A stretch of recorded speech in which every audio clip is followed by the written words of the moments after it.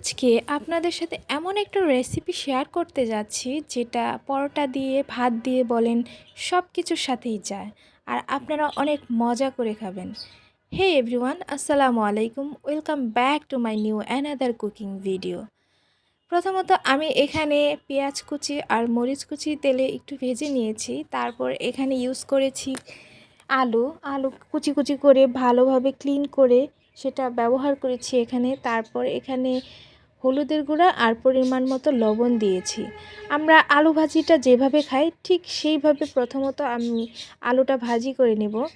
তেলের পরিমাণ একটু বেশি, তাহলে আলু ভাজিটা অনেক একটু সুন্দর হবে।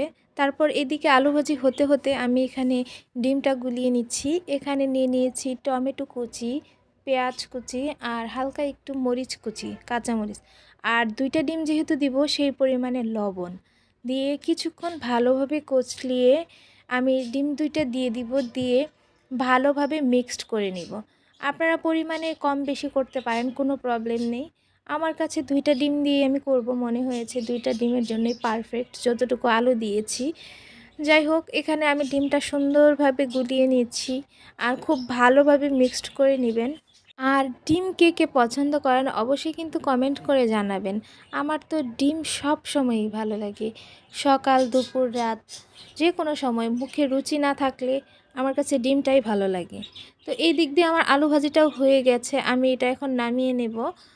এখন ওই ফ্রাই প্যানে আমি ডিমটা ভেজে নেব। ডিমটা কিভাবে ভাজছি আপনারা দেখেন। প্রথমত আরেকটু তেল দিয়ে দিয়েছি, দিয়ে ডিমটা আমি সম্পূর্ণটুকুই দিয়ে দিয়েছি এখানে। এই পর্যায়ে গ্যাস ফ্লেম একদম লোতে দিয়ে রাখবেন, কারণ হচ্ছে ডিম দেওয়ার সাথে সাথে যদি ডিমটা হয়ে যায় তাহলে আরও যে প্রসেস আছে সেগুলো করতে করতে ডিম ডিম পুড়ে যাবে। তো এই পর্যায়ে আমি একদমই লোতে দিয়ে কিছুক্ষণ আমি ডিমটা রেখে দিব। তারপর এখানে আমি ইউজ করব সেই আলুগুলো, যেই আলুটা আমরা ভেজে রেখেছিলাম সেটা। তো সম্পূর্ণ আলু আমি এইভাবে পিৎজার মতো করে দিয়ে দিব, একদম ছড়িয়ে ছিটিয়ে দিয়ে দিব। তারপর কিছুক্ষণের জন্য আবারও ঢেকে দিব। তারপর দেখবেন এমন একটা পর্যায়ে চলে এসেছে। তো এখন আমি যেহেতু ডিমটা ফোল্ড করে নেব, ফোল্ড করে উল্টিয়ে নিব। তো আমার আলুর পরিমাণটা একটু বেশি হয়েছিল, যার কারণে একটু ভেঙে গেছে।